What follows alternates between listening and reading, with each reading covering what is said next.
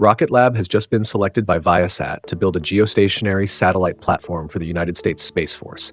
It will provide secure, anti-jamming satellite communications to the United States and allied military forces. This means that even when an enemy is actively trying to interfere with or block military communications, forces operating in contested regions may still be able to remain connected. Strategically, this is an important milestone because it expands Rocket Lab's role into geostationary military satellites and positions the company as part of the United States' secure communications infrastructure. And this is not the only major defense contract Rocket Lab has recently secured. The United States Space Force has awarded Rocket Lab a missile defense launch contract with a total potential value of $266 million. It includes 12 HASTE suborbital launches with options for another 6, bringing the potential total to 18 launches. These missions are expected to begin near the end of 2026. HASTE is designed to simulate hypersonic and missile threats. It allows the United States to test tracking systems and missile defense technologies against realistic targets traveling at extreme speeds. This is exactly why investors are becoming so interested in Rocket Lab. But the excitement around the business has also created extraordinary volatility in the stock. So, let us examine whether Rocket Lab's current share price is supported by its financial performance or whether investors may already be paying for years of future growth. Over the last 2 years, the stock increased from a low of around $5.66 on August 18th, 2024, to a high of $151 on May 27th, 2026. That represents a gain of more than 2,500%. Just imagine, $10,000 invested near that low would have reached close to $267,000 at the peak. But here is the other side of the story. The stock subsequently declined to around $58.6 and is now trading near $80. Therefore, despite the extraordinary long-term gain, investors who purchased near the peak have seen almost half of their investment value disappear. Rocket Lab has a beta of around 2.63. In simple words, this is a highly volatile stock and certainly not one for the faint of heart. If we examine Rocket Lab's 2-year price chart, the first thing that stands out is the scale of its pullbacks. During this period, the stock experienced 4 declines of at least 40%. The largest occurred after the stock peaked at $151 and then declined to $58.6 by July 29th, 2026. That was a decline of more than 61%. This volatility is not unusual for a stock whose valuation depends heavily on future products and contracts. One delay, disappointing guidance, or decline in enthusiasm can remove billions of dollars from its market value. However, the historical recoveries have been equally dramatic. After the first 3 completed major pullbacks, Rocket Lab produced subsequent gains generally ranging from around 150% to more than 300%. Rocket Lab is currently trading above its 20-day moving average, suggesting that short-term momentum has turned positive. The stock has also recently moved back above its 200-day moving average. This is an encouraging technical development because the 200-day average is commonly used to separate a longer-term bullish trend from a bearish one. However, the stock remains below its 50-day moving average. This tells us that medium-term momentum has not yet fully recovered. In previous pullbacks, the 200-day moving average often provided support. During the latest decline, Rocket Lab broke below it before recovering back above it. For traders, this creates a technically interesting setup. The stock may be attempting to establish support around these levels. For a risk-tolerant trader, the current area may offer a potential entry point, but only with a clear risk management plan. If you're getting value from this analysis, please consider liking the video and subscribing to the channel. Now, let us look at the part that may concern long-term investors. Valuation. Rocket Lab currently trades at a price-to-sales ratio of around 64.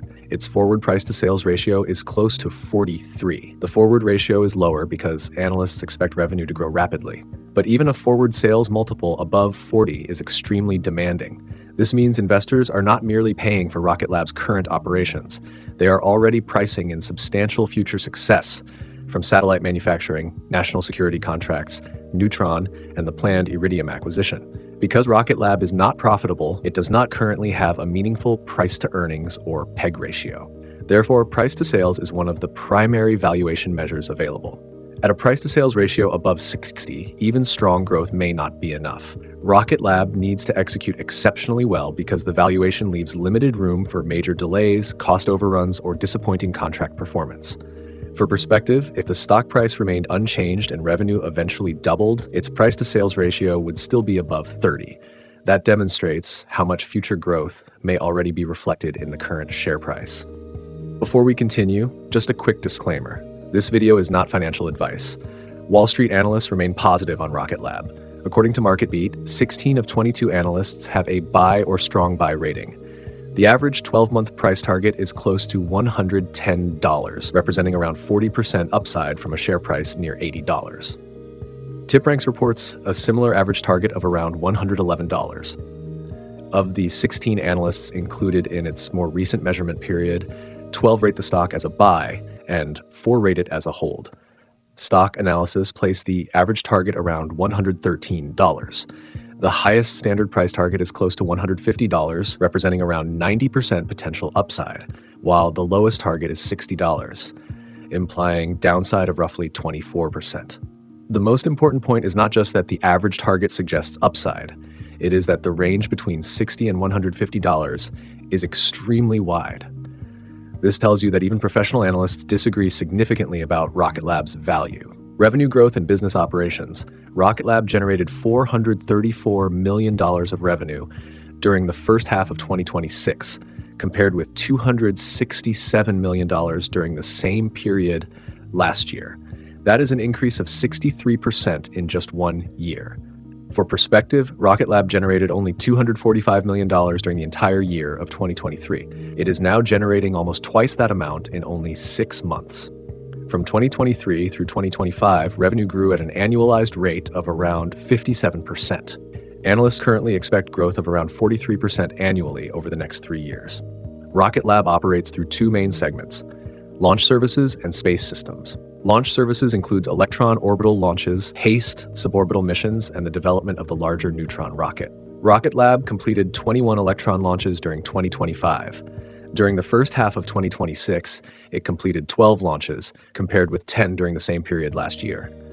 Through June, Rocket Lab had completed 87 Electron missions and delivered more than 250 spacecraft to orbit, including suborbital missions.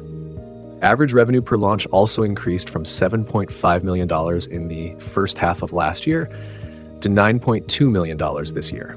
At the same time, average cost per launch decreased from $5.3 million to $4.9 million. That combination, higher pricing and lower unit cost, is encouraging for launch economics.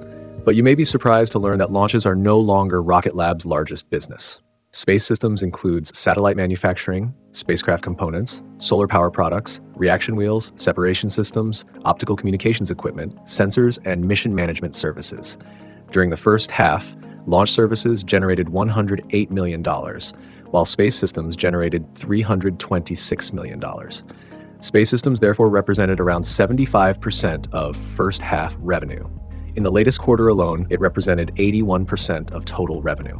Quarterly space systems revenue increased by around 94% year over year, while first half revenue increased by 76%. Rocket Lab generated a first half gross profit of $161 million, resulting in an overall gross margin of 37.1%. That compares with 30.6% in the same period last year. Launch services had a gross margin of around 43.7%, while space systems generated around 34.9%. Launch services remains the smaller business, but it currently produces the stronger gross margin. Both segments have improved compared with last year. This is encouraging because it shows Rocket Lab is not achieving growth solely by accepting lower margin work. However, gross profit is only the beginning of the income statement. Rocket Lab spent $163 million on research and development during the first half, driven partly by Neutron and new satellite technologies. It also spent $112 million on selling, general, and administrative expenses. As a result, the company reported an operating loss of $113 million and a net loss of $94 million. The positive development is that the net loss margin improved from negative 47.6% in the first half of last year to negative 21.7% this year. Therefore, revenue is growing faster than the company's net loss. But Rocket Lab has still not demonstrated that it can convert its growth into sustainable operating profit. That remains one of the most important questions for long-term investors. The cash flow statement presents a more concerning picture. Rocket Lab used $134 million in operating activities during the first half, compared with $77 million during the same period last year. So despite stronger revenue and a smaller accounting loss, operating cash consumption increased by 73%. Part of this came from business expansion. Rocket Lab invested more cash in inventories, accounts receivable, and contract assets as it prepared to deliver larger programs. This working capital investment may support future revenue, but it still consumes cash today. Rocket Lab also spent $53 million on property, equipment, and software during the first half. If we subtract CapEx from operating cash flow, the company produced negative free cash flow of around $187 million during the first 6 months. This means that Rocket Lab is not yet internally financing its expansion. It remains dependent on existing cash, customer payments, and external capital. Despite the cash burn, Rocket Lab is not facing an immediate liquidity crisis. At the end of June, it held $2.13 billion in cash and another $58 million in marketable securities. Combined liquidity, therefore, stood near $2.4 billion. The company had a current ratio of around 5.5, meaning current assets were more than 5 times current liabilities.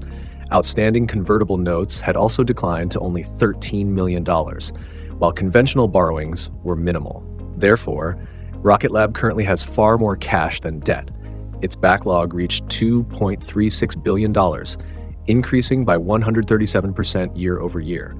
Around $1.42 billion of the backlog relates to space systems, while $940 million relates to launch services.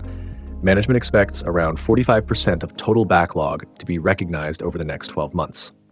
Now we come to an area that deserves particular attention: how Rocket Lab obtained its cash. During the first half, the company raised more than $1.5 billion through at-the-market stock offerings.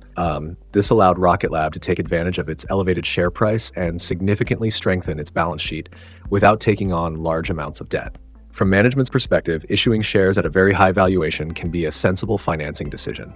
It provides capital for Neutron acquisitions and larger government programs while limiting interest expense. But this financing is not free for existing investors. Common shares outstanding increased from around 544 million at the end of December to 598 million at the end of June, an increase of around 10% in only 6 months. Rocket Lab also recorded nearly $48 million of stock-based compensation during the first half. Some share growth came from convertible note conversions and acquisition consideration rather than solely from new cash issuance. Nevertheless, the result for shareholders is that ownership is being spread across a larger number of shares. This is dilution. Revenue and market capitalization may increase, but each shareholder owns a smaller percentage of the company unless business value grows faster than the share count. Rocket Lab has been rapidly expanding its capabilities through acquisitions. During the last 12 months, it acquired Geost, Mynaric, and Motive Space Systems. Their combined accounting purchase consideration was close to $500 million. Geost added electro-optical and infrared sensors used in national security and missile warning applications. Mynaric added laser optical communications technology, allowing satellites to transmit large amounts of data through high-speed laser links. Motive added precision space mechanisms, solar array drive systems, and robotics with experience in planetary missions. These acquisitions help Rocket Lab control more of the satellite supply chain internally. Instead of buying every critical component from outside suppliers, it can manufacture more of the satellite itself. This could reduce supply chain constraints, improve contract competitiveness, and allow Rocket Lab to capture a greater portion of each mission's value. However, acquisitions also create integration risk. Mynaric contributed more than $13 million of quarterly revenue after acquisition, but it also contributed a similar operating loss. Therefore, acquiring technological capability does not automatically produce profitability. Rocket Lab has also agreed to acquire Iridium Communications at a notional value of $54 per Iridium share, subject to regulatory approval and other closing conditions. Iridium operates a global low Earth orbit satellite network with pole-to-pole coverage. Traditional geostationary satellites remain over the equator and can provide weaker coverage at extreme northern and southern latitudes.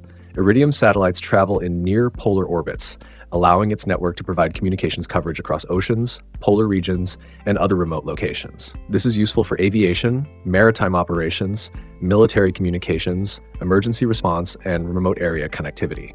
Strategically, Iridium could transform Rocket Lab from a company that builds and launches satellites into a company that also owns and operates a global communications network. Final verdict. Let us quickly recap. Rocket Lab's revenue increased 63% during the first half. Space Systems is expanding rapidly, gross margins are improving, and backlog has reached a record $2.36 billion. The company has also strengthened its strategic position through secure military communications, missile defense launches, satellite manufacturing, advanced sensors, and laser communications. But there are equally important concerns. Rocket Lab remains unprofitable. It used $134 million in operating activities during the first half and generated negative free cash flow of around $187 million. Its price-to-sales ratio above 60 assumes extraordinary future success, and the company has financed much of its expansion by issuing shares, causing common shares outstanding to increase by around 10% in only 6 months. So here is my verdict.